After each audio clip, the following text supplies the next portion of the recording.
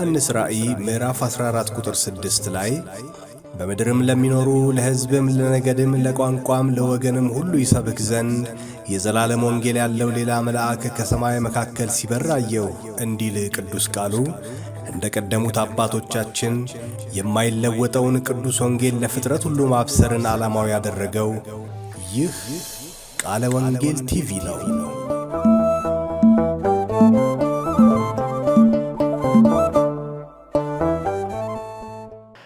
ከእግዚአብሔር ከአባታችን ከጌታም ከኢየሱስ ክርስቶስ ጸጋና ሰላም ይብዛላችሁ። እንደምንሰነበታችሁ እግዚአብሔር አምላክ የተባረከ ይሁን። ይህ የቃለ ወንጌል የቴሌቪዥን አገልግሎት ነው። ከኢቫንጀሊካል ቴሌቪዥን ጋር በመተባበር በየሳምንቱ የሚያቀርብላችሁ መልእክት ነው። እግዚአብሔር አምላክ የተባረከ ይሁን።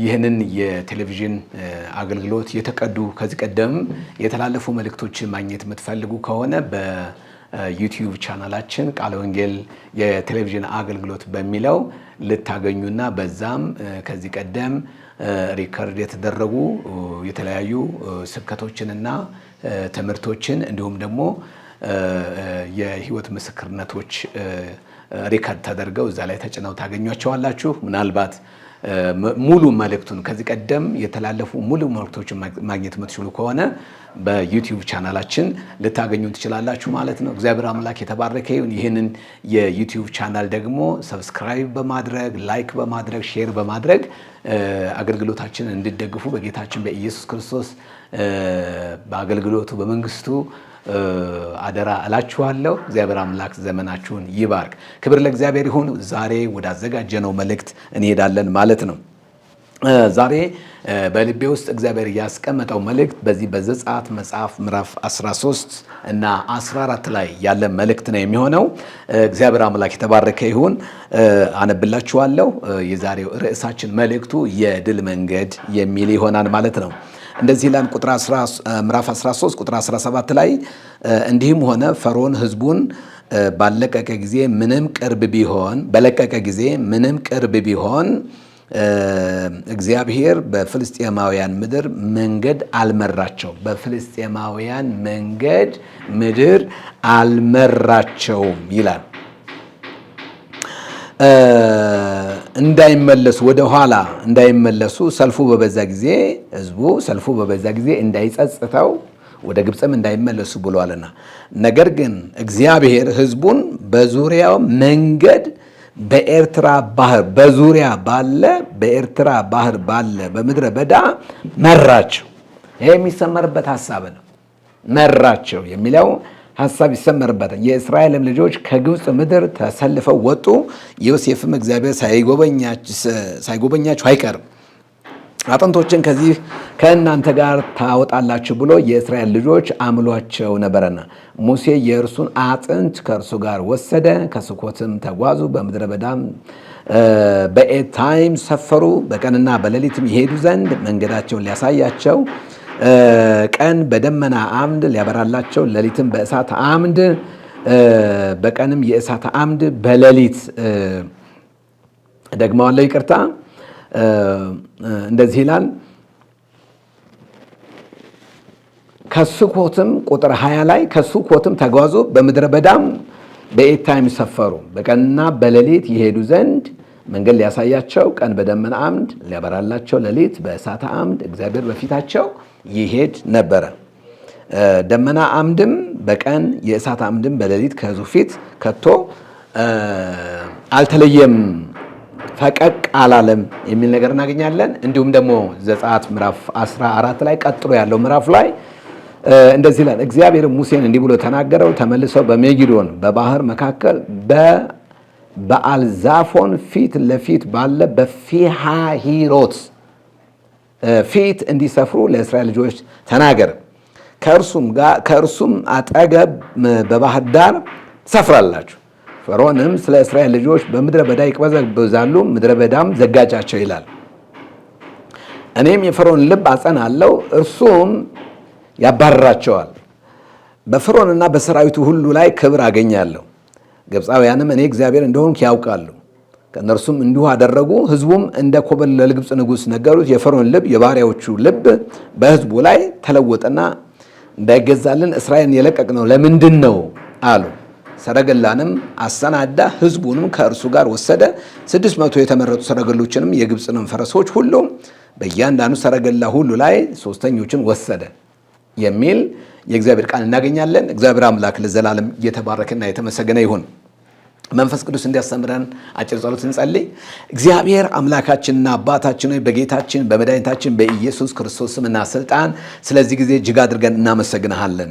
የብርሃናት አባት የሰራዊት ጌታ እግዚአብሔር ሆይ በጌታችን በኢየሱስ ክርስቶስ ስምና ስልጣን ስለዚህ የተወደደ ጊዜ ለስምህ ክብር ይሁን። የሰራዊቱ ጌታ የብርሃናት አባት እግዚአብሔር ሆይ በጌታችን በኢየሱስ ክርስቶስ ስምና ስልጣን እኔ ጸልያለሁ። እግዚአብሔር ሆይ በጌታ በኢየሱስ ክርስቶስ ስም እኔንም እንድታስተምረኝ በዚህ እግዚአብሔር ሆይ በመጽሐፍ ቅዱሳችን በተጻፈው በዚህ በዘጸአት ምዕራፍ 13 እና 14 እግዚአብሔር ሆይ ልትለን የፈለግከውን መልእክት እንድትናገረን በጌታ በኢየሱስ ስም ጸልያለሁ። እግዚአብሔር አባታችንና አምላካችን ሆይ ይህን ዕድል ስለሰጠን እናመሰግንሃለን።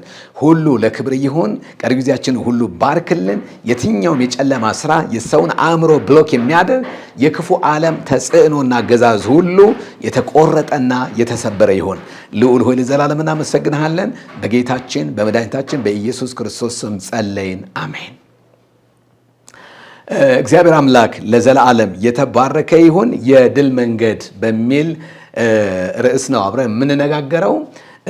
ሁላችሁም እንደምታውቁት የዘጸአት ምዕራፍ 13 እና 14 ታሪክ እስራኤላውያን ከግብፅ የወጡበትን ታሪክ የሚያሳየን የኤርትራን ባህር እንዴት እንደተሻገሩ የሚያሳየን የመጽሐፍ ቅዱስ ታሪክ ነው። ትንሽ የዛሬውን መልእክቴን ግልጽ ለማድረግ ትንሽ ባክግራውንድ ላስይዛችሁ። ዘጸአት ምዕራፍ 1 ላይ እስራኤላውያን ከነበረባቸው ጫና ከግብፃውያን ጫና የተነሳ መጽሐፍ ሲናገር በእግዚአብሔር ፊት እንደጮሁ የእግዚአብሔር ቃል ይነግረናል። ለዚህ ጩኸት ምላሽ እንዲሆን ደግሞ ዘጸአት ምዕራፍ 2 ላይ ሊያገለግላቸው የሚችለውን ሕፃኑን ሙሴ እግዚአብሔር ሲሰጣቸው ወይም ደግሞ የሙሴን የመወለድ ታሪክ ምዕራፍ 2 ይነግረናል። ምዕራፍ 3 ዘጸአት ምዕራፍ 3 እግዚአብሔር አምላክ ለሙሴ ተገልጦ ሙሴን ሲጠራው እንመለከታለን። ራሱን ሲገልጥለት እንመለከታለን። ምዕራፍ 3 እና ምዕራፍ 4 ከዘጸአት ምዕራፍ 5 እስከ ዘጸአት ምዕራፍ 14 ድረስ ያለው ደግሞ እግዚአብሔር አምላክ ተአምራት እያደረገ በግብፅ ምድር ውስጥ ወደ 10 የሚሆኑ መቅሰፍቶችን ካደረገ በኋላ በተለይ ደግሞ የመጨረሻውን በኩራትን የገደለበትን ታሪክ ሁላችንም እናውቃለን። ያ የሞት መልአክ በግብፃውያን ሰፈር ሂዶ በኩራት ከሰው እስከ እንስሳ ድረስ ያሉትን ሁሉ በኩራትን ከገደለ በኋላ ፈርዖን ፈርቶ እግዚአብሔር በጽኑ እጅና በተዘረጋች ክንዱ ሕዝቡን ከባርነት ቤት እንዳወጣ የእግዚአብሔር ቃል ይነግረናል። እግዚአብሔር አምላክ የተባረከ ይሁን። እንግዲህ እስራኤላውያን ተጉዘው ሁላችሁም እንደምታውቁት ይኖሩ የነበረው በራምሴ ነበር የሚኖሩት። በዛ ከራምሴ ተነስተው ተጉዘው በሱኮት አድርገው አሁን በአልዛፎር የተባለ ቦታ ላይ ነው ሲሰፍሩ የምንመለከተው ማለት ነው። በአልዛፎር አድርገው ፒሃይሮት የምትባል በተለይ ስፔሻሊ ልዩ ቦታዋ ፒሃይሮት የምትባል ቦታ ላይ እንደሰፈሩ የእግዚአብሔር ቃል ይናገራል። እግዚአብሔር አምላክ ለዘላለም የተባረከ ይሁን። ይሄ በአልዛፎል የሚባለው የከናናውያን አምላክ ስም ነው። በአልዛፎን የሚለው የከናናውያን የግብፃውያን የአማልክቶቻቸው ስም ነው እና አንዳንድ የመጽሐፍ ቅዱስ አዋቂዎች ሲናገሩ እስራኤላውያን እግዚአብሔር የመራ ወስዶ በዚህ በአልዛፎን ማለት የሰሜን ጌታ የሚባል የወንዝ አምላክ ነው ተብሎ የሚታወቅ አምላክ ነው። እዛ በተለይ እነሱ እስራኤላውያን መጥተው ተጉዘው ያረፉበት ቦታ እዛ አካባቢ በተለምዶ የሰሜን ጌታ የሚባል የግብፃውያን አምላክ የሚመለክበት እዛ መቅደስ ይገኛል ተብሎ ይታሰባል። እንግዲህ ለምንድን ነው የሰራዊት ጌታ እግዚአብሔር እስራኤላውያንን እንግዲህ ሁላችሁም እንደምታውቁት ከራምሴ ተነስተው እዚህ ፒሃይሮት እስከሚደርሱ ድረስ የመጽሐፍ ቅዱስ አዋቂዎች እንደሚናገሩት ከ80 ኪሎ ሜትር በላይ ይረዝማል ነው የሚባለው። ከ80 ኪሎ ሜትር በላይ በጣም ረጅም ነው የሚባለው፣ ሩቅ ነው የሚባለው። እና እንግዲህ እስራኤላውያን ከግብፅ ሲጓዙ ሕፃናት አሉ፣ አዛውንቶች አሉ፣ በጣም ትልልቅ ሰዎች አሉ። እና እዚህ ቦታ የደረሱት ከ3 እስከ 5 ቀን ተጉዘው ነው የሚባለው። እና ተጉዘው ያረፉት በአልዛፎን የሚባል ወይም ደግሞ ፒሃይሮት የሚባል ቦታ ላይ ኤሪያ ላይ ነው ያረፉት ማለት ነው። ለምንድን ነው? የሰራዊት ጌታ እግዚአብሔር በፍልስጤማውያን መንገድ ሳይሆን፣ በአቋራጩ መንገድ ሳይሆን፣ በተለመደው መንገድ ሳይሆን፣ በአቋራጭ መንገድ ሳይሆን በጣም ረጅም፣ በጣም ውስብስብ ደግሞም ፒሃይሮት የሚባል የሰሜን አምላክ ይመለክበታል ተብሎ ወደሚገኝበት ተራራ ወይም ደግሞ የአማልክት ስም ወዳለበት ወደዛ ስፍራ እየመራ እዛ ቦታ ያደረሰበት ምክንያት ምንድን ነው? እንግዲህ ይህ ቦታ በነገራችን ላይ ቀይ ባህር አጠገብ ያለ ነው። ቀይ ባህር አጠገብ የሚገኝ ስፍራ ነው ማለት ነው። እና የሰራዊት ጌታ እግዚአብሔር እየመራ ወስዶ እዚህ የሰሜን ጌታ የሚባለው ቦታ ላይ ነው አምቶ ያሰፈራቸው ማለት ነው። ስለዚህ በሌላ አነጋገር በግብፃውያን ቋንቋ ደግሞ ፒሃይሮት የሚባለው እንደ በር አይነት ነገር ተደርጎ የሚወሰድ ቦታ ነው። እንግዲህ የመጽሐፍ ቅዱስ ባጭሩ የመጽሐፍ ቅዱስ አዋቂዎች ሲናገሩ ይሄ ቦታ ይላሉ በቀኝ በጣም ረጅም ተራራ፣ በግራ ደግሞ በጣም ረጅም ተራራ፣ መሃሉ ደግሞ ረግረግ የሆነ እንደ ኮሪደር ያለ ቦታ ነው እና ከፊት ለፊት ቀይ ባህር አለ። ተመልከቱ፣ በግራ ትልቅ ተራራ ነው ያለው፣ በቀኝም በጣም ትልቅ ተራራ ነው ያለው። ከፊት ለፊታቸው ደግሞ ቀይ ባህር ነው ያለው እና ከኋላ ደግሞ የግብፃውያን ሰራዊት እየገሰገሱ ተከትለዋቸው ነበረ ማለት ነው። በጣም እግዚአብሔር በዚህ ስፍራ ተአምራት ሊያደርግ ፈልጓል።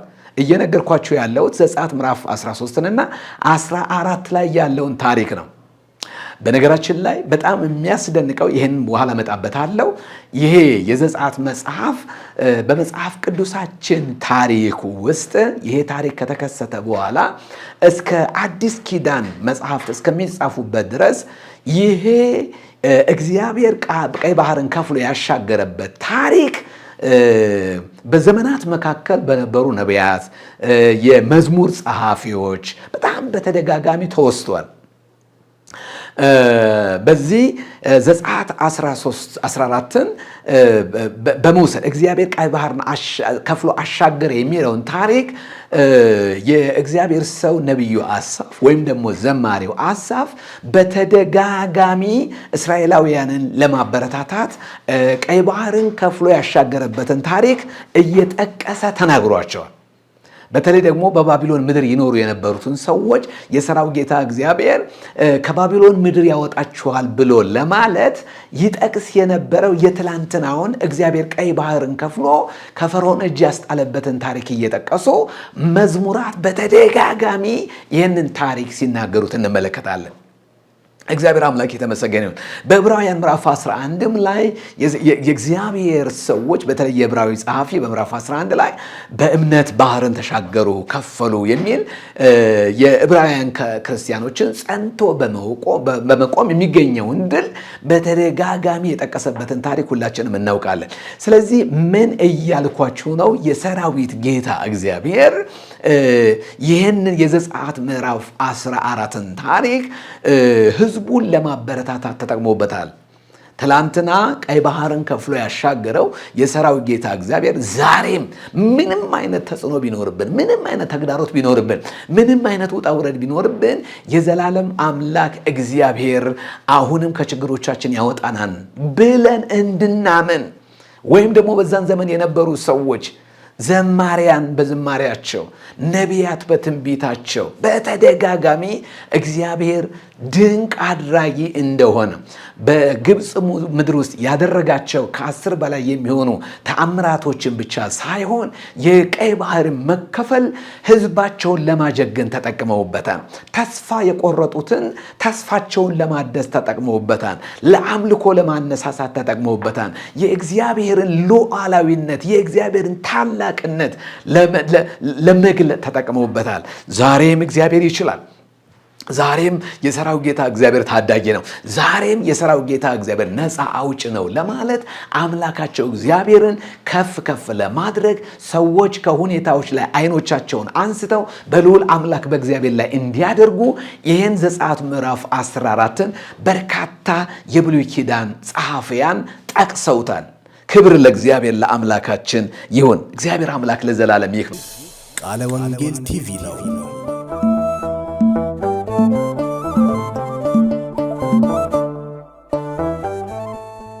ጌታ እግዚአብሔር የተባረከ ይሁን። እንግዲህ አሳፍ የእግዚአብሔርን ሥራ እንዲያሳውሱ ተናግሯን ብያችኋለሁ። እንዲሁም ደግሞ በስም የማይታወቁ ዘማሪያንም በቀይ ባህር ዳር እግዚአብሔር አምላክ እንዴት አድርጎ ህዝቡን እንደታደገ እነ ነብዩ ኢሳይያስ እንዴት አድርጎ እግዚአብሔር ህዝቡን እንደረዳ በኢሳይያስ 43:16-19 በባህር መንገድ ያደረገ እነሆ አዲስ ነገር አድርጋለሁ። እግዚአብሔር በባህር መካከል በሞገድ መካከል መንገድ አድርጎ አሳልፏል። እግዚአብሔር ህዝቡን ረድቷል እያሉ ይናገሩ እንደነበረ እንዲሁም ደግሞ ሚልኪያስን ምዕራፍ 7 ቁጥር 15 ላይ ከግብፅ ባወጣህበት ቀን እንደዛ ተአምራትን አሳይተሃል እያሉ እንግዲህ ነቢያት ቀደም ብዬ እንደተናገርኩት ነቢያትም ይህን ነገር ተናግረውታል። እግዚአብሔር አምላክ ለዘላለም የተባረከ። ዛሬም ለእኛ የሚሆን መልእክት እንዳለው ነግራችሁ ነው የምፈልገው። ዛሬም ለዚህ ትውልድ መልእክት አለው። ክብር ለእግዚአብሔር ይሁን። እንግዲህ የሰራዊት ጌታ እግዚአብሔር ፒያይሮት የሚባል ቦታ ላይ ወይም ደግሞ በአልዛፎል የሚባለው ቦታ ላይ እዛ አካባቢ ያለ ቦታ ነው።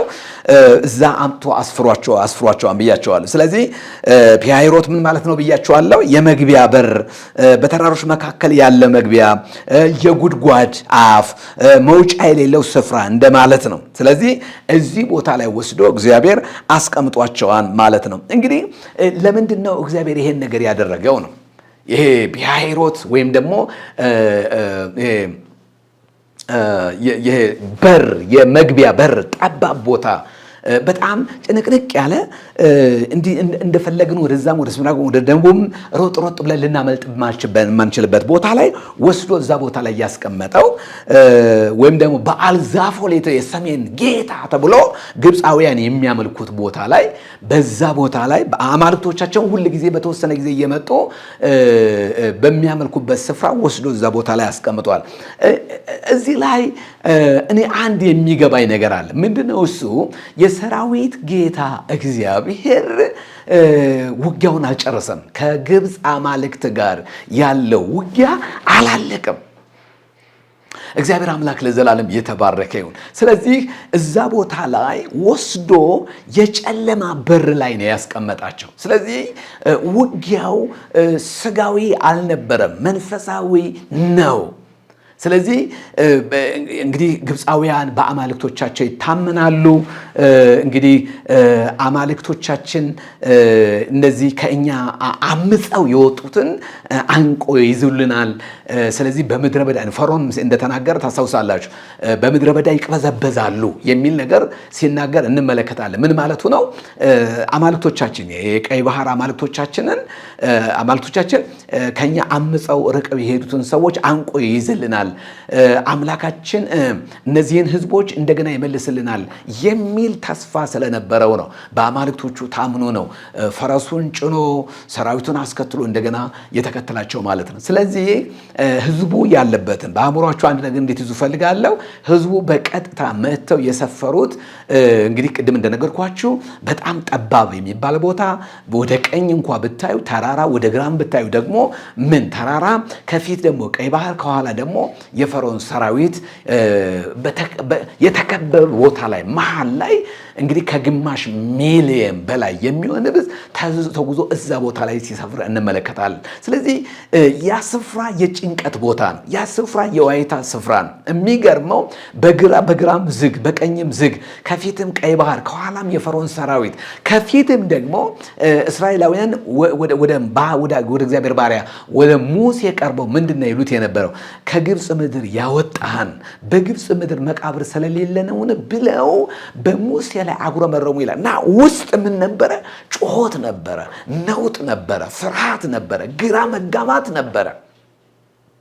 ስለዚህ የፒያይሮት የሚባለው ቦታ የነውጥ ቦታ ነው፣ ወይም ፒያይሮት ይለዋል። በጣም የነውጥ ቦታ ነው። ስለዚህ ከግማሽ ሚሊዮን በላይ የሚሆን አዛውንቶች አሉ፣ እናቶች አሉ፣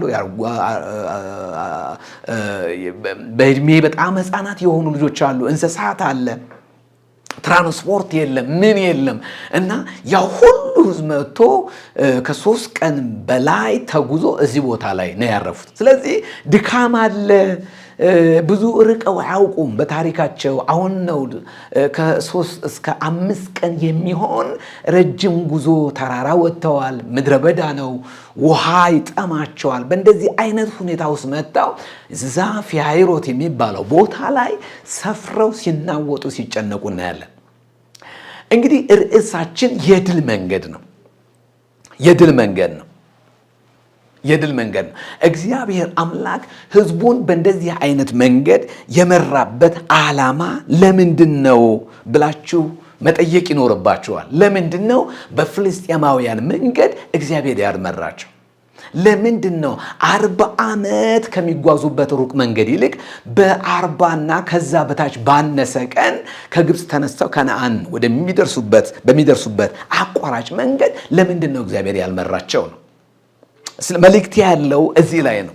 ስለዚህ የመጀመሪያው ነገር ምንድነው? ወደ ኋላ የመመለሻ በርን እግዚአብሔር እየዘጋ ነበረ። ወደ ኋላ የመመለሻ በርን ለመዝጋት ነበረ ማለት ነው። ምን የሚል ቃል አለ? እዚሁ ዘጸአት ምዕራፍ 13 ቁጥር 17 ላይ እንዲህም ፈርዖን ህዝቡን በለቀቀ ጊዜ ምንም ቅርብ ቢሆን ይላል፣ ምንም ቅርብ ቢሆን እግዚአብሔር በፍልስጤማውያን መንገድ አልመራቸውም ይላል። በቃ ይሄ እግዚአብሔር የዘላለም ሐሳብ ነው። ምናልባት በእኛ ሐሳብ፣ በእኛ አጀንዳ፣ በእኛ ፕሮግራም አቋራጭ የሚባሉ ነገሮችን አሟጠን መጠቀም ነው የምንፈልገው። ነገር ግን እነዛ ሁል ጊዜ አቋራጭ መንገድ የእግዚአብሔር ሐሳብ ላይሆን ይችላል። ስለዚህ ምንም ቅርብ ቢሆን እግዚአብሔር በፍልስጤማውያን መንገድ አልመራቸውም። ለምንድነው የሰራዊት ጌታ እግዚአብሔር በአቋራጩ መንገድ ያልመራቸው? ዓላማው ምን ነበረ? ምን እየሰራ ነበር? ምን ነበረ ሐሳቡ የሚለውን ጥያቄ ስንጠይቅ እንደነገርኳችሁ ወደ ኋላ እንዳይመለሱ ብሎ የሚል የእግዚአብሔር ቃል እናገኛለን። ለምን? እግዚአብሔር ሕዝቡ ሰልፍን ባየ ጊዜ እንዳይጸጽተው ወደ ግብፅም እንዳይመለሱ ብለዋል ማለት ነው ብለዋልና ይላል። ስለዚህ ዓላማው ምንድን ነው? እነዚህ ጉዞ የማያውቁ ሁል ጊዜ ነገርን በአቋራጭ ወደሚፈልጉት መንገድ የመድረስ ፍላጎቱ ልምዱ ያላቸው ሰዎች ከፊት ለፊታቸው የሆነ ተግዳሮት ቢገጥማቸው ለምንድን ነው ይህን ሁሉ መከራ ምን ከፍለው ለምን መስዋዕትነት እንከፍላለን? እሺ በአቋራጭ መንገድ ነው የመጣ ነው፣ በቀላሉ ወደ ግብፅ ለምን አንመለስም ብለው እንዳይሉ የሰራዊት ጌታ እግዚአብሔር በር ሊዘጋ ስለፈለገ ነው። የመመለሻ በርን መዝጋት ፈልጓል ማለት ነው። እንዳይመለሱ ብሏልና በአቋራጭ መንገድ አልመራቸውም። ስለዚህ እንደዚህ እላችኋለሁ፣ አንዳንድ መንገዶች ምናልባት የሚረዝሙት እኛም በመንፈስ ለማዘጋጀት ሊሆን ይችላል። አንዳንድ መንገዶች የሚረዝሙት እኛን በመንፈስ ለማዘጋጀት ሊሆን ይችላል። ልክ ነው። አንዳንድ ጊዜ የድል መንገድ የሚጀምረው በእግዚአብሔር መለኮታዊ ምሪት ነው። አንዳንድ ጊዜ ብቻ ሳይሆን አጠቃላይ የድል መንገድ በመጽሐፍ ቅዱሳችን ውስጥ የሚጀምረው በመለኮታዊ ምሪት ነው። መለኮታዊ ምሪት የሚባለው ነገር ደግሞ እኛ በወደድነው መንገድ እግዚአብሔር እንዲመራን ሳይሆን በወደደው መንገድ እግዚአብሔር እንዲመራን ነው። ስለዚህ ሌሎች አሕዛብ በሄዱበት መንገድ፣ በበለጸጉበት መንገድ፣ በተሳኩበት መንገድ፣ ድል ባደረጉበት መንገድ፣ ሌሎች ኤክስፒሪየንስ ባደረጉት መንገድ እግዚአብሔር ሊመራን አልፈለገም፣ ወይም ደግሞ ሊመራቸው አልፈለገም። ስለዚህ እግዚአብሔር እንደዚህ ይላል፣ እኔ አንቺን የምመራበት መንገድ አለኝ። ብዙ ጊዜ ሀገራችን በሙስና የተዘፈቀችው ለምንድን ነው? ሙስና ተቀባዮቹ ሙስና ስለሚፈልጉ ብቻ ሳይሆን ተገልጋዩ ማህበረሰብ ረጅሙን መንገድ መሄድ ስለማይፈልግ ነው። በአቋራጭ መንገድ አይ በቃ እኔ በዚህ ወጥቼ እንደዚህ ሆኜ እዚህ ቢሮ ሄጄ እዛ እንደዚህ ብዬ ነዳጅ አውጥቼ እንደዚህ ብዬ ብዙ ዋጋ ከምልከፍል በቃ የሆነ ነገር ለኪስ ልበልና በአጭር መንገድ ነገር ይሰራልኝ የሚል ነው። ጤናማውና ትክክለኛው መንገድ ብዙ ቀን፣ ብዙ ጊዜ፣ ብዙ ጠውረዶችን የሚያስከፍል ስለሚሆን ኢሌጋል በሆነ መንገድ ትክክለኛ ባልሆነ መንገድ መሄድ እንፈልጋለን። ይሄ ደግሞ ለኛ ጥሩ አይደለም። ስለዚህ በምድራችን ላይ ያለው በአጠቃላይ ሙሰኞችን መቃወም ብቻ ሳይሆን ሙስና የሚሰጡትንም ሰዎች ነው መቃወም ያለብን። መቼም ተቀባይ አለ ማለት ሰጪ አለ ማለት ነው። ስለዚህ በሰው አይን ፊት መልካም መስላ የምትታይ መንገድ አለች። ፍጻሜዋ ግን ምንድነው? ሞት ነው። ስለዚህ በአይናችን ፊት መልካም መስሎ የታየንን ነገር ሁሉ ማድረግ በህይወታችን ላይ የሚያመጣው ልማትን ሳይሆን ጥፋትም ነው። ልማትን ሳይሆን ኪሳራን ነው። ስለዚህ የሰራዊት ጌታ እግዚአብሔር ባየልን መንገድ፣ አዎ መንገዱ በጣም ከባድ ነው። ወደ ግራም ወደ ቀኝም ወደ ፊትም ወደ ኋላም ብትሉ ፈጽሞ ልታመልጡ የማትችሉበት ከኋላ እጅግ ጨካኝ የሆነ የፈርዖን ሰራዊት አለ። ከፊት ደግሞ የማይራራ ተፈጥሮ ቀይ ባህር አለ። ስለዚህ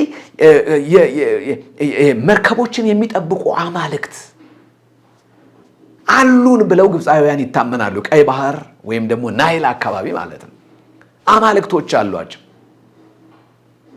ስለዚህ የሰራዊት ጌታ እግዚአብሔር እዛ ቦታ ላይ ግብፃውያን የሚያመልኳቸው እነዛ በአልዛፎል አካባቢ ያሉ መቅደስ የተሰራላቸው የተራራ አማልክት፣ የቀይ ባህር አማልክት ፈጽሞ እግዚአብሔር ተአምር ከማድረግ ወደ ኋላ ሊከለክሉት እንደማይችሉ እግዚአብሔር ሉዓላዊ አምላክ እንደሆነ መግለጥ ፈልጓል። ስለዚህ የድል መንገድ በመለኮታዊ ምሪት የሚካሄድ እንጂ የምንራመደው እንጂ በራሳችን መንገድ ሰዎች በሄዱበት ፍልስጤማውያን በሄዱበት አቋራጭ መንገድ በመሄድ ተአምራት የለም ማለት ነው። ብዙዎቻችን ከተአምራት ከመለኮታዊ ጉብኝት የራቅነው በራሳችን መንገድ ስለምንሄድ ነው። በራሳችን ሐሳብ ስለምንሄድ ነው። እግዚአብሔር ባየልን መንገድ ሳይሆን በራሳችን መንገድ ባየነው መንገድ መራመድ ስለምንፈልግ ነው። ስለዚህ የእግዚአብሔር ቃል የሚነግረን ይህንን ነው። እግዚአብሔር ፈጣን መንገድ ሳይሆን ትክክለኛ መንገድን ይመርጣል። ከእግዚአብሔር ባህሪ አንደኛው ምንድን ነው? ምናልባት እኛ የምንመርጠው ፈጣን የሆኑ መንገዶችን ነው፣ አቋራጭ የሆኑ መንገዶችን ነው። ይሄ ስኬታማ ነው ብለን ልንል እንችላለን። የሰራዊት ጌታ እግዚአብሔር ግን ፈጣን መንገድን ሳይሆን ትክክለኛ መንገድን እግዚአብሔር ይፈልጋል። አንዳንድ ጊዜ ትክክለኛ የሆኑ መንገዶች በጣም ሊረዝሙ ይችላሉ። በጣም ውጊያ ያለባቸው ሊሆኑ ይችላሉ። ከዚህ የተነሳኛ ምንላለን? እግዚአብሔር በጣም ትቶናል፣ እግዚአብሔር በጣም ረስቶናል እንላለን። እኔ ልንገራችሁ፣ የድል መንገድ የሚጀምረው በመለኮታዊ ምሪት ነው። የሰራዊት ጌታ እግዚአብሔር ከኋላ ያለው ምንም አይነት ቅሬታ እንዳይኖር፣ የመመለሻ እድል እንዳይኖር፣ ወደ ኋላ ሳይሆን ሁል ጊዜ ጉዟችን ወደፊት እንዲሆን የሰራዊት ጌታ እግዚአብሔር ሕዝቡን አምጥቶ እዛ ኤልዛፎን የሚባል የጨለማ አማልክት ግዛት ያለበት የወንዝ አማልክት ያሉበት ቦታ ላይ ወስዶ እዛ ሕዝቡን ሲያሰፍር እንመለከታለን። ስለዚህ ዛሬ የሰራዊት ጌታ እግዚአብሔር በግብፃውያን አማልክት ላይ ሊፈርድ ነው። በአልዛፎል የሚባለው ይሄ የከነዓን አምላክ፣ የጨለማ አምላክ፣ የውሃ አማልክት፣ የሴት አማልክት የሚባሉት እዛ አካባቢ የሰፈሩ አማልክት ጋር ፋይት ሊያደርግ ነው። ስለዚህ ለኛ አስጨናቂ የሚመስለው፣ ለኛ መፈናፈኛ የሌለበት መንገድ የሚመስለው፣ ለኛ ከባድ የሚመስለው መንገድ የሰራዊት ጌታ እግዚአብሔር ተአምራት የሚያደርግበት መንገድ ነው። ስለዚህ በመንገዱ እርዝመት ልባችሁ የዛለ ሰዎች እግዚአብሔር ተናግሮኛል፣ እግዚአብሔር ወደ ተናገረኝ ስፍራ ግን አልደረስኩም የምትሉ፣ እግዚአብሔር ሆይ እርዳኝ የምትሉ የዘገየ መሰላችሁ ሰዎች ግዴላችሁም። የሰራዊት ጌታ እግዚአብሔር ያንን ስፍራ ይፈልገዋል። ዋናው ያ መንገድ የእግዚአብሔር መንገድ ነው ወይ የሚለውን ጥያቄ ነው መጠየቅ ያለባችሁ እንጂ ሁል ጊዜ በእግዚአብሔር መንገድ ውስጥ ኪሳራ የለም። እንደውም ኪሳራ ያለው ግብፃውያን በሚሄዱበት፣ ከናናውያን ፍልስጤማውያን ወደ ግብፅ፣ ግብፃውያን ወደ ከነዓን በሚመላለሱበት በተለመደ መንገድ መሄድ ነው። የተለመደ መንገድን የተለመደ ጉዞ መጓዝ ነው ዋጋ የሚያስከፍለው። ስለዚህ እኔ ዛሬ ነግራችኋለሁ፣ የሰራዊት ጌታ እግዚአብሔር መንገዳችሁን ምናልባት አስረዝሞባችሁ ቢሆን እኔ መልእክት አለኝ። ይሄ መንገድ የድል መንገድ ነው። አትከስሩም። የጠራችሁ እግዚአብሔር የታመነ ነው። የእግዚአብሔር መንገድ ቅን ነው። የእግዚአብሔር መንገድ ቅን ነው፣ ቅኖች ይሄዱበታል ተብሎ ተጽፏል። እንደነገርኳችሁ በጣም ምድረ በዳ፣ በጣም ከባድ 3 ቀን ሙሉ ሰው ተጉዞ በጣም ጠመዝማዛ የሆነ የማይመች ምድር ውስጥ በዛ አልፎ አሻግሮ ማየት መቻል እግዚአብሔር የረዳው ሰው የሚያዩ ነው ማለት ነው። እግዚአብሔር ካረዳ በስተቀር በዛ ስፍራ ላይ መጓዝ እጅግ እጅግ ከባድ ነው የሚሆነው ማለት ነው። ቃለ ወንጌል ቲቪ ነው።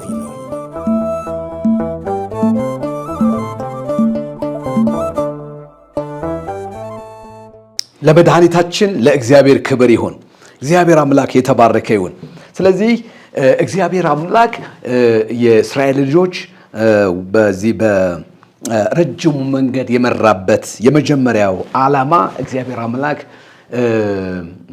በርን ከኋላ የመመለሻ በሮችን ለመዝጋት እግዚአብሔር እንደፈለገ እንዳይመለስ ወደ ግብፅ እንዳይመለሱ ብለዋልና የሚል ነገር አይተናል። ሁለተኛው የሰራዊት ጌታ እግዚአብሔር ሕዝቡን ባጭሩ በተለመደው መንገድ ሳይሆን ባልተለመደ መንገድ የመራበትን ሚስጥር ስናጠና ጠላትን ወደ ፍርድ ለመሳብ ነው።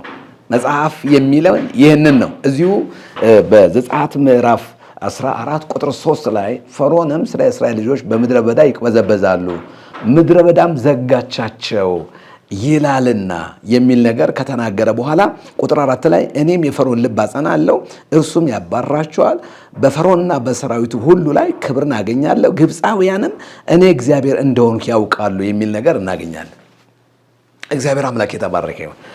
እግዚአብሔር አምላክ ወደዚህ ምድር ወይም ደግሞ ወደዚህ ኤልዛፎል ወደ ተባለው ወደዚህ ምድር ህዝቡን የመራበት ትልቅ ሚስጥር እግዚአብሔር ጠላቶቹን ለመበቀል ፈልጓል። እግዚአብሔር እርሱ እግዚአብሔር እንደሆነ ግብፃውያን እንዲያውቁት ፈልጓል። ስለዚህ ይሄ ቦታ ፍርድ የተፈጸመበት የፈርዖን ሰራዊት በሙሉ ኃይሉ ወደዚህ ስፍራ መጥቶ እስራኤልን ለመመለስ እንደውም ምንድነው ያሉት? አዲሱ መደበኛ ትርጉም ሄዳችሁ ስታነቡ ምንድነው የሚለው? ህዝቡ እንዳያገለግለን የለቀቅነው ለምንድን ነው አሉ የሚል የእግዚአብሔር ቃል እናገኛለን። ስለዚህ በጣም በመልቀቁ ተጸጽቶ እነዚህን ሰዎች ወደ ኋላ ለመመለስ ነበረ። ነገር ግን የእግዚአብሔር የዘላለም ሐሳብ ምን ነበረ?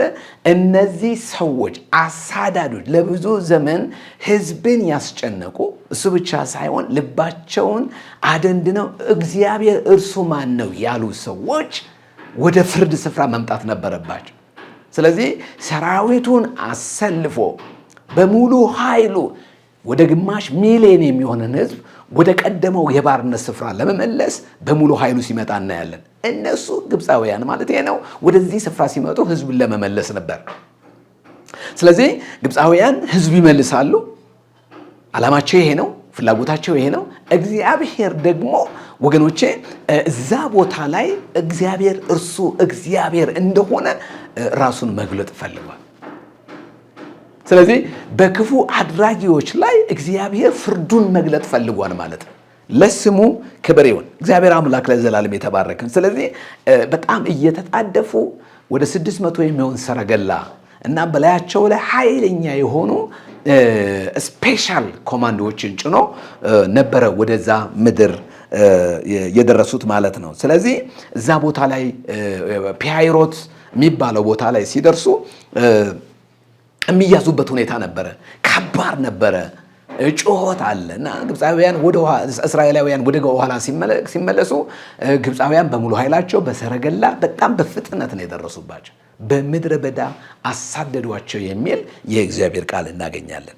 ስለዚህ የድል መንገድ በጣም የኛ ያልሆነ የእግዚአብሔር የሆነ መለኮታዊ መንገድ እንደኛ ሐሳብና እንደኛ ፈቃድ ያልሆነ መንገድ ምናልባት ረጅም ሊመስለን ይችል ይሆናል። ግን እግዚአብሔር ደግሞ ጠላቶቻችንን የሚበቀልበት ስፍራ ነው። ያስጨነቁንን የሚጥልበት ቦታ ነው።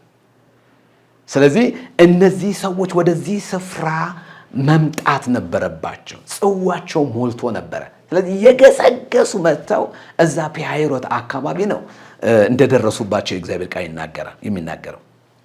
ሌላው ሶስተኛው የሰራዊት ጌታ እግዚአብሔር ለምንድን ነው ይህንን መንገድ የመረጠው? ለምንድን ነው ረጅሙን መንገድ የመረጠው ካላችሁኝ ኃይሉን ለመግለጥ ስለፈለገ ነው። እዚሁ የዘጸአት ጸሐፊው ምዕራፍ 14 ቁጥር 4 ላይ እኔም የፈርዖንን ልብ አጸናለሁ፣ እሺ እርሱም ያባርራቸዋል፣ ከዛስ በፈርዖንና በሰራዊት ሁሉ ላይ ክብርን አገኛለሁ፣ ግብፃውያንም እኔ እግዚአብሔር እንደሆንኩ ያውቃሉ፣ እነርሱም እንዲሁ አደረጉ የሚል ነገር እናገኝ። በፈርዖንና በሰራዊት ሁሉ ላይ ክብርን አገኛለሁ። ስለዚህ የሰራዊት ጌታ እግዚአብሔር ምን ፈልጓል? ክብሩን መግለጥ ፈልጓል። ክብር ለእግዚአብሔር። ለኛ በጣም ውስብስብ የሚባለው በጣም ከባድ የሚባለው በጣም ረጅም የሚባለው በጣም ውጣ ውረድ ያለበት የሚመስለው መንገድ እግዚአብሔር አምላክ ራሱን የሚገልጥበት እግዚአብሔር አምላክ እሱ እግዚአብሔር እንደሆነ ውጭ ባሉ ጠላቶቹ ላይ ራሱን የሚገልጥበት እንዲሁም ደግሞ እርሱ እግዚአብሔር ልዑል እንደሆነ በተፈጥሮ ላይ ልዑል እንደሆነ የሚያሳይበት ቦታ ነው። ክብር ለእግዚአብሔር ይሁን። በታላቅ ፍጥነት እንደደረሱባቸው የእግዚአብሔር ቃል ይናገራል። ስለዚህ እዚህ ቦታ ላይ ፒሃሂሮት የሚባለው ቦታ ላይ የዘላለም አምላክ እግዚአብሔር ክብር ለእግዚአብሔር ይሁን ራሱን የገለጠበት ሉዓላዊ አምላክ እንደሆነ የገለጠበት፣ የእግዚአብሔር ልጆች ግን እስራኤላውያን ግን የተጨነቁበት የሚመስልበት፣ በጣም በፍርሃት የተናወጡበት፣ በጣም አስጨናቂ የሆነ ልጆቻችን እኛም በዚህ ምድር ላይ ልንሞት ነው ብለው ወገኖቼ ወይ በጣም በብዙ ነውጥ ያለፉበት ስፍራ ነው። ስለዚህ እኔ ዛሬ እንደዚህ እላለሁ፣ ይሄ መንገድ የፍልስጤማውያን ያልሆነው የእግዚአብሔር መንገድ። የሚገርማችሁ ነገር የሰራዊት ጌታ እግዚአብሔር በተለመደው መንገድ ሳይሆን እሱ ባየው መንገድ ሲመራቸው ያን መንገድ ከዚህ በፊት ከዚህ ቀደም ምናልባት በዛ አካባቢ አሳ የሚያሰግሩ ጀልባ የሚነዱ ወይም ደግሞ መርከበኞች ይገኙ ይሆናል እንጂ ሰው በዛ ቦታ ላይ ልጅ ይዞ አዛውንቶችን ይዞ ሀብት ንብረት ይዞ እሻገራለሁ ብሎ ተስፋ አድርጎበት የማያውቅ መንገድ ነው። በጣም ከባድ መንገድ ነው። እስኪ አስቡት። በነገራችን ላይ እንዲሁ ዝም ብላችሁ ስታዩት ይሄ ሙሴ የሚባለው መሪ እግዚአብሔር ያልመራው ዝም ብሎ በቃ አቅጣጫ የማያውቅ ሰው ነው የሚመስለው። መንገዱን ስናየው አይኖቻችን ካልተከፈቱ ጆሮዎቻችን ካልተከፈቱ በስተቀር እግዚአብሔር ካልረዳን በስተቀር እንደ ሙሴ መለኮታዊ ምሪትን እየተከተልን ካልሄድን በስተቀር ሰው የተለመደውን መንገድ ትቶ ባልተለመደ መንገድ እንዲያውም ባልተለመደ ብቻ እኮ አይደለም ያልተለመደ መንገድ እኮ ሰው ዝም ብሎ ጫካውንም ተራራውንም ቁልቁለቱንም አቋርጦ የሆነ ቦታ ሊደርስ ይችል ይሆናል። ግን ፈጽሞ ዝግ የሆነ ፈጽሞ ሰው ተፈጥሮ ሂዶበት የማያውቅ ዝግ በሆነ ቦታ ላይ በዚህ ነው የምትሄዱት ብሏን የሰራዊት ጌታ እግዚአብሔር እያለ ሙሴ ሲመራቸው እንመለከታለን። ክብር ለእግዚአብሔር ይሁን። እኔ እንደዚህ እላችኋለሁ፣ ማን ይናገር? እግዚአብሔር ይናገር። የማን ፈቃድ ይሁን በጉዟችን? የሰራዊት ጌታ የእግዚአብሔር ፈቃድ ይሁን። ወገኖቼ ወይ እኔ እመርቃችኋለሁ፣ ባያችሁት ሳይሆን ባየላችሁ መንገድ መመራት ይሆንላችሁ። ወገኖቼ እላለሁኝ፣ በትዳራችሁ ቢሆን፣ በቢዝነሳችሁ ቢሆን፣ በመንፈሳዊ ነገራችሁ ቢሆን፣ በህይወታችሁ ቢሆን፣ በኑሯችሁ ቢሆን፣ በማህበራዊ ግንኙነቶቻችሁ ቢሆን፣ በትምህርቶቻችሁ ቢሆን፣ በየትኛውም የህይወት አቅጣጫችሁ ባለድል መሆን ከፈለጋችሁ ትዕግስተኛ መሆን አለባችሁ። ባለድል መሆን ከፈለጋችሁ ከባድ ቢመስልም እንኳ እግዚአብሔር በሚመራችሁ መንገድ መሄድ እጅግ ትልቅ ክብር ነው።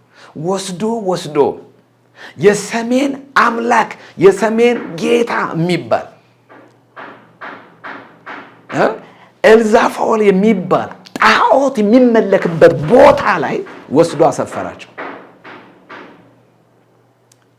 ስለዚህ ወስዶ የገሃነብ ደጅ፣ የአማልክቶች ደጅ፣ የጨለማ ደጅ፣ መንፈሳዊ ውጊያ ያለበት ደጅ። ስለዚህ ጌታ ግብፃውያን በአልዛፎር የሚሉት አምላክ ሳይሆን የአማልክት አምላክ የሚባል አንድ ጌታ እንዳለ ግብፃውያን እንዲያውቁ፣ እስራኤላውያን እንዲያውቁ፣ ተፈጥሮ እንዲያውቅ፣ እኛም ዛሬ ይሄ እግዚአብሔር ሉዓላዊ አምላክ ነው ብለን የምንዘምርበት የዝማሬ ምክንያት የሆነልን ታሪክ ነው። ዛሬ በዚህ በዘጸአት ምዕራፍ 14 ላይ መሰረት ተደርጎ የማይዘመር መዝሙር የለም። እግዚአብሔር ተዋጊ ነው፣ ስሙም እግዚአብሔር ነው። ፈረስና ፈረሰኛውን በባህር ላይ ጣለ። እንደ እግዚአብሔር ቅዱስ የለም። ከአማልክት በላይ ከፍ ከፍ ያለ ነው። በምድር በሰማይ እንደ እግዚአብሔር ቅዱስ የለም ተብሎ መዝሙር የተዘመረው ከዚህ መንገድ ነው። መንገዱ ውስብስብ፣ መንገዱ ከባድ፣ መንገዱ ውጣ ውረድ፣ ወንጌል በጣም ሰፊና አስቸጋሪ ቢመስልም የሥራው ጌታ እግዚአብሔር በዚህ መንገድ ሕዝቡን መምራት ፈልጓል። ስለዚህ ፈቃዳችን ሳይሆን ፈቃዱ እንዲሆን ልንጸልይ ያስፈልጋል። አንዲት እህት በአንድ ወቅት ወደ ውጭ ሀገር መሄድ ፈለገችና ጸሎት ፈለገች እና አገልጋዮች ሰብሰብ ብለን ስንጸልይ ምን አለች? የጌታ ፈቃድ ይሁን የሚል ነገር እኔ አልሰማም። እኔ የምፈልገው እንዲሄድ ብቻ ነው። ከጸለያችሁልኝ ትሂድ ብላችሁ ጸልዩ። የጌታ ፈቃድ የሚለውን ነገር መስማት አልፈልግም አለች። እና ጠምዝዘን ማለት ነው፣ እግዚአብሔርን ጠምዝዘን የጌታ ፈቃድ ይሁን የሚባል ነገር እኔ መስማት አልፈልግም። ለምን? እኔ በቃ ኢትዮጵያ ውስጥ መኖር አልፈልግም። እሺ በቃ ትሄድ ይበለኝ፣ ፈቃዱ ትሄድ ይሁን እንጂ እንደው ፈቃዱ ከሆነ ቅሪ፣ ፈቃዱ ከሆነ ሂጂ፣ ካልሆነ ቅሪ የሚባል ነገር መስማት አልፈልግም አለች። እና ብዙዎቻችን ከእግዚአብሔር ጋር እንታገላለን። ረጅም የሚመስለው መንገድ ዝማሬ ይወጣዋል። ረጅም የሚመስለው መንገድ እግዚአብሔር ከግብፃውያን አማልክት ጋር የሚዋጋበት፣ እግዚአብሔር እሱ ሉዓላዊ እንደሆነ በፍጥረት ሁሉ ላይ ራሱን የሚገልጥበት። ክብር ለእግዚአብሔር ይሁን። ምድረ በዳ የሚመስለው መጽሐፍ ቅዱስ ሲናገር ምንድን ነው የሚለው? እግዚአብሔርም በቀን በደመና አምድ በሌሊትም በእሳት አምድ ሕዝቡን ይመራ ነበር። እንደውም ዘጸአት ምዕራፍ 13 ላይ የእግዚአብሔር ቃል ሲናገር እንደዚህ የሚል ነገር እናገኛለን። ቁጥር 21 ላይ እንደዚህ ይላል፣ በቀን በሌሊት ይሄዱ ዘንድ መንገድ ሊያሳያቸው ቀን በደመና አምድ ሌሊት ደግሞ በእሳት አምድ ይላል። እግዚአብሔር በፊታቸው ሄደ ይላል። የሚፈለገው ነገር ምንድን ነው? እግዚአብሔር ከፊታችን እንዲሄድ ነው። የሚገርመው በቀን በደመና አምድ በሌሊት ደግሞ በእሳት አምድ እግዚአብሔር ከፊታቸው ይሄድ ነበር ይላል። የሚያስፈልገን ነገር ምንድን ነው? የእግዚአብሔር አብሮነት ነው። ረጅም በሚመስለው ጉዟችን ውስጥ እግዚአብሔር አብሮን እንዲሆን ነው። ምናልባት እኮ አጭር የሚመስለው የተለመደው የፍልስጤማውያን መንገድ እኮ ረጅም መንገድ ሊሆን ይችላል። ማለት የሥራው ጌታ እግዚአብሔር ካረዳ በስተቀር አጭር የሚመስለው እግዚአብሔር እስከሌለበት በጣም ከባድ ነው። በጣም በሰው ሕይወት ውስጥ ረጅሙ መንገድና የሕይወት ሌሊት እግዚአብሔር የሌለበት ጉዞ ነው። የሁለት ቀን ጉዞም ይሆን መዳረሻው ጥፋት ነው። መዳረሻው ሞት ነው። ስለዚህ በዛ ረጅም በሚመስለው የተዘጋ በሚመስለው ሰማይ ምድሩ ድብልቅልቅ ያለ የታሸገ የሚመስል ከፊት ቀይ ባህር፣ በቀኝ ተራራ፣ በግራ ተራራ፣ ከፊት ደግሞ የግብፃውያን ሰራዊት እየገሰገሰ ወደ እነሱ የቀረበበትን ይሄንን አጣብቂኝ ስታዩ ይሄ መንገድ ፈጽሞ የእግዚአብሔር መንገድ አይደለም ብላችሁ እንድትሉ የሚያደርጋቸው ነው። ግን ይሄ መንገድ የእግዚአብሔር መንገድ ነበር። እግዚአብሔር ክብሩን የሚገልጥበት መንገድ ነበር። እኔ እግዚአብሔር እንደሆንኩ ያውቃሉ፣ ክብሬንም በግብፃውያን ሰራዊት ላይ መግለጥ እጀምራለሁ አለ። በጌታ በኢየሱስ ክርስቶስ ስምና ስልጣን በመንገዳችሁ እግዚአብሔር ይለፍ። በመንገዳችሁ እግዚአብሔር ከእናንተ ጋር ይሁን። በመንገዳችሁ እግዚአብሔር አብሮነቱን ከእናንተ ጋር ያድርግ። እግዚአብሔር ከሌለበት አጭር መንገድ እግዚአብሔር ያለበት ረጅም መንገድ ይሻላል። እግዚአብሔር ከሌለበት በጣም ትልቅ ቢዝነስ እግዚአብሔር ያለበት ትንሽ ቢዝነስ ይሻላል። እግዚአብሔር ከሌለበት ረጅም ዕድሜ በምድር ላይ መኖር እግዚአብሔር ያለበት አጭር ዕድሜ ይሻላል። እግዚአብሔር ከሌለበት ህብረት፣ ጓደኝነት እግዚአብሔር ያለበት ብቸኝነት ይሻላል። እግዚአብሔር ከሌለበት ሀብትና ንብረት፣ ጥበብና ዕውቀት እግዚአብሔር የሌለበት ባዶነት ይሻላል። እግዚአብሔር ያለበት ባዶነት። ስለዚህ እንደዚህ ይላለው የድል መንገድ ትዕግስትን ይጠይቃል። ለዛ ነው በዚህ መንገድ እግዚአብሔር ሲመራቸው የምንመለከተው ማለት ነው። ሶስተኛው ኃይሉን መግለጥ ስለፈለገ ነው። ክብሩን መግለጥ ስለፈለገ ነው። ለዛ ነው የሰራዊት ጌታ እግዚአብሔር በግብፃውያን መንገድ ሳይሆን ወይም በፍልስጤማውያን መንገድ ሳይሆን በራሱ መንገድ፣ እሱ የህይወት መንገዳችን ዋና ዲዛይነር ነው። መንገዱን የሚቀይሰው እሱ ነው። የህይወትን መንገድ መራኝ የሚለው መዝሙረኛው ለዚህ ነው። ማን ይምራል? እግዚአብሔር። ማን መንገድ ያሳየን? እግዚአብሔር። ዋና የሚፈለገው በቀን በደመና አምድ በሌሊት ደግሞ በእሳት አምድ ሆኖ እግዚአብሔር ከነሱ ጋር ነበረ፣ አይለያቸውም ነበረ፣ ከፊታቸው ይሄድ ነበረ። ይሄ እኮ ክብር ነው ወገኖቼ። ግራ ቀኙ ወጥመድ ያለበት ተራራ ሸለቆ ያለበት ከባድ ቢመስልም፣ በጣም ከባድ ቢመስልም እግዚአብሔር ያለበት ፍጻሜ ይሻላል።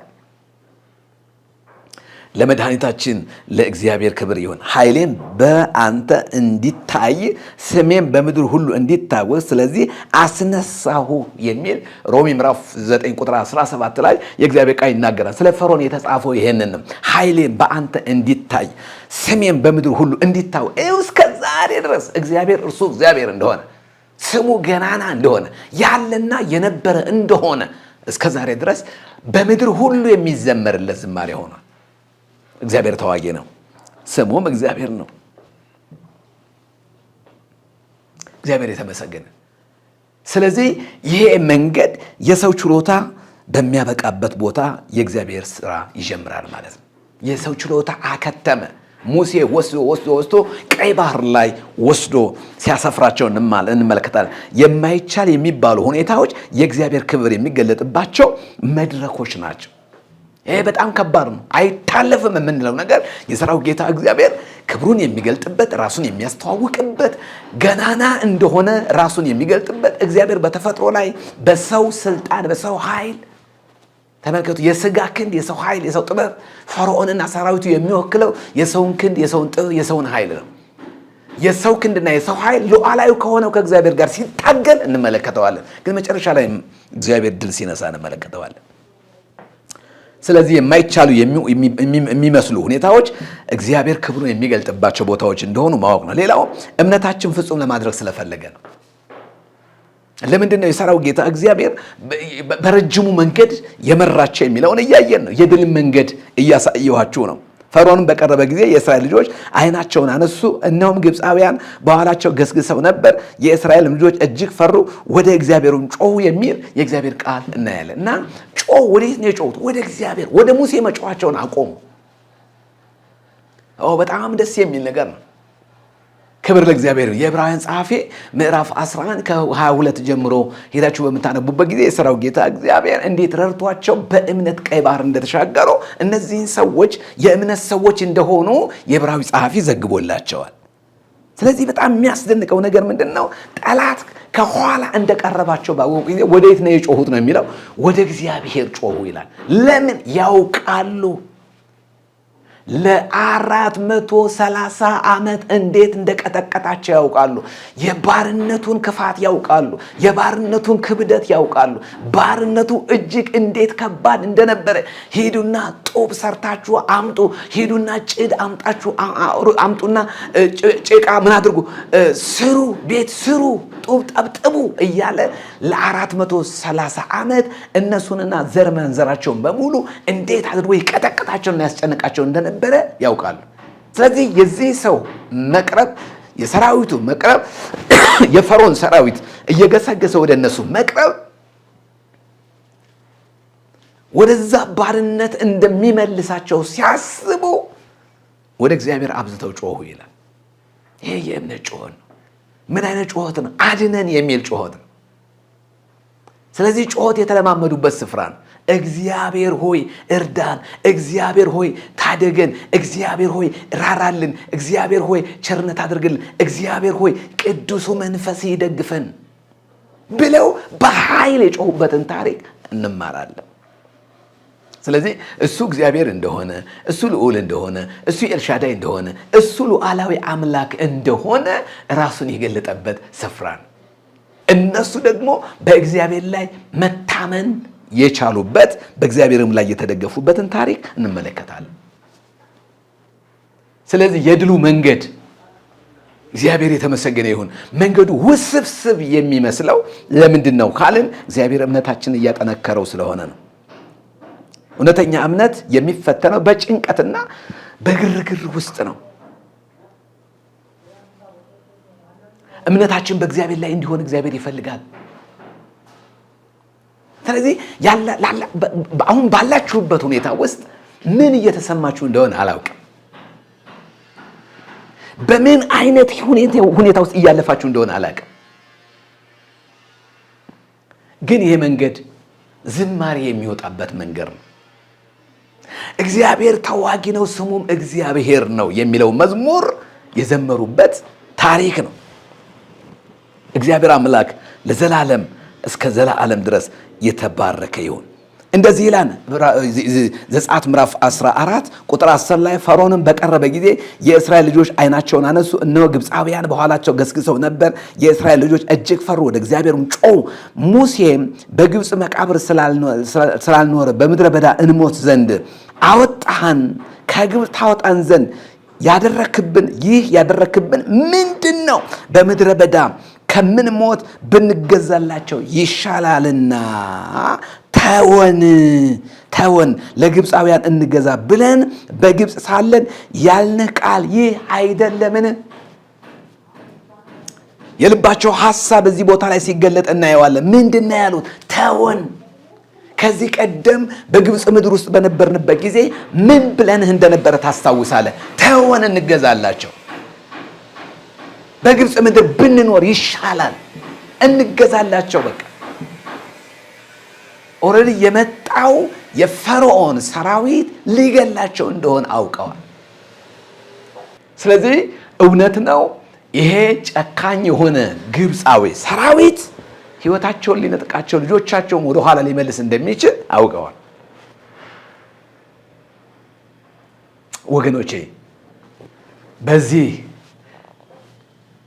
አልዛፎል በተባለው ስፍራ ላይ የሰሜን ጌታ የሚባል ትልቅ የግብፃውያን ጣዖት ባለበት ጨለማ ባለበት በዚህ ምድር ላይ እግዚአብሔር እርሱ እግዚአብሔር እንደሆነ በእርግጥም በእግዚአብሔር ፈቃድና በእግዚአብሔር ሐሳብ እንደወጣን እግዚአብሔር ከኛ ጋር እንደሆነ እግዚአብሔር እንደሚረዳን እግዚአብሔር እንደሚያግዘን ያስጀመረን መንገድ በምንም አይነት በራሳችን ፈቃድ ካልሆነ በስተቀር በጠላትና በሁኔታዎች ፈጽሞ ከመድረስ ወደ ኋላ ሊከለክለን የሚችል ነገር እንደሌለ የምናውቅበት ስፍራ ነው።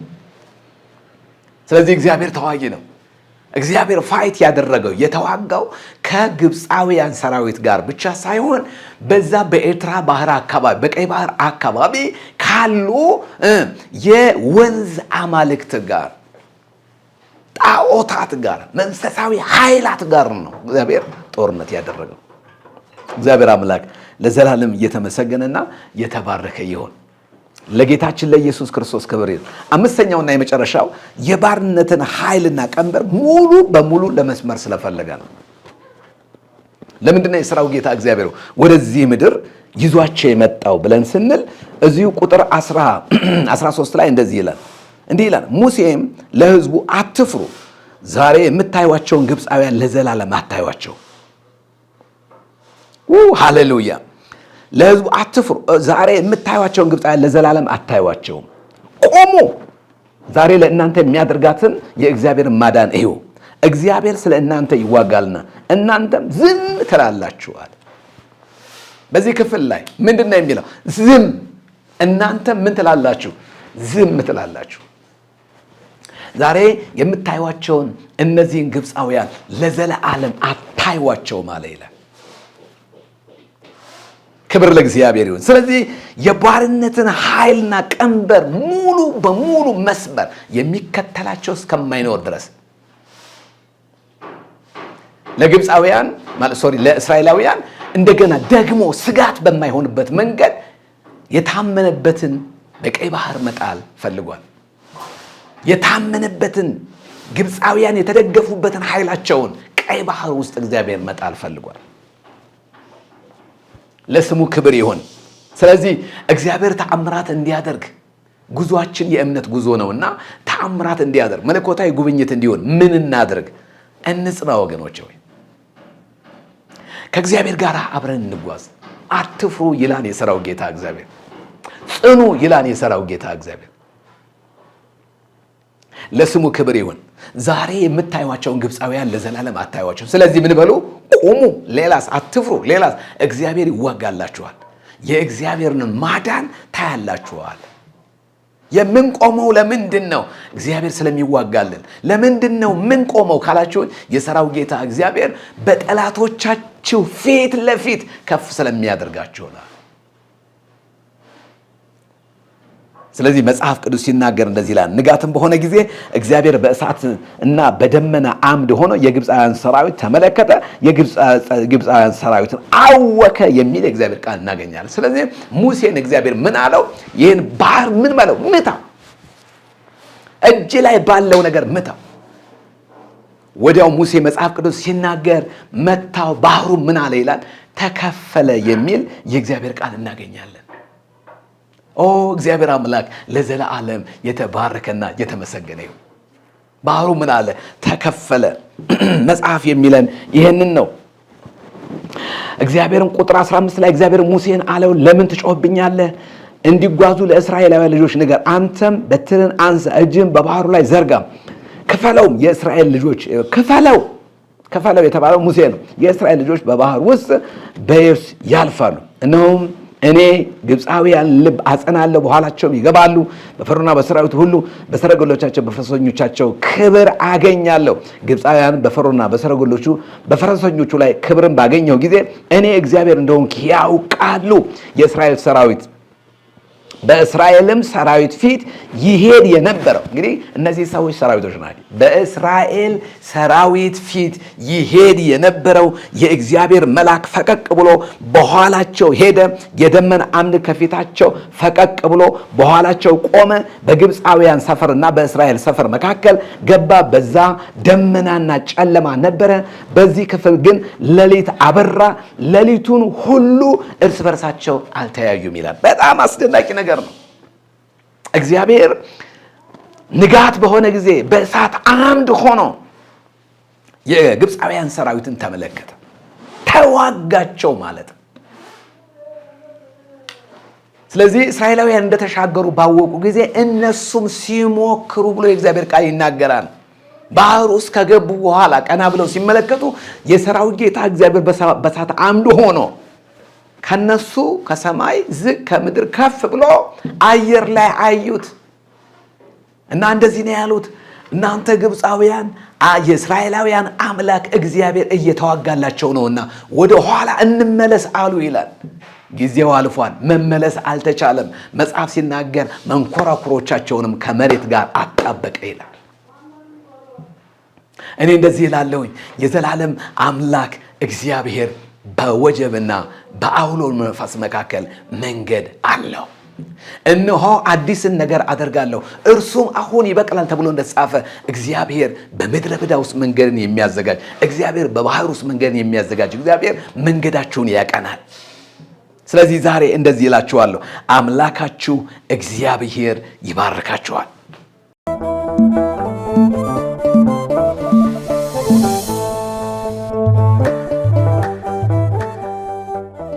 በዮሐንስ ራእይ ምዕራፍ 14 ቁጥር 6 ላይ በምድርም ለሚኖሩ ለሕዝብም ለነገድም ለቋንቋም ለወገንም ሁሉ ይሰብክ ዘንድ የዘላለም ወንጌል ያለው ሌላ መልአክ ከሰማይ መካከል ሲበር አየሁ እንዲል ቅዱስ ቃሉ እንደ ቀደሙት አባቶቻችን የማይለወጠውን ቅዱስ ወንጌል ለፍጥረት ሁሉ ማብሰርን ዓላማው ያደረገው ይህ ቃለ ወንጌል ቲቪ ነው።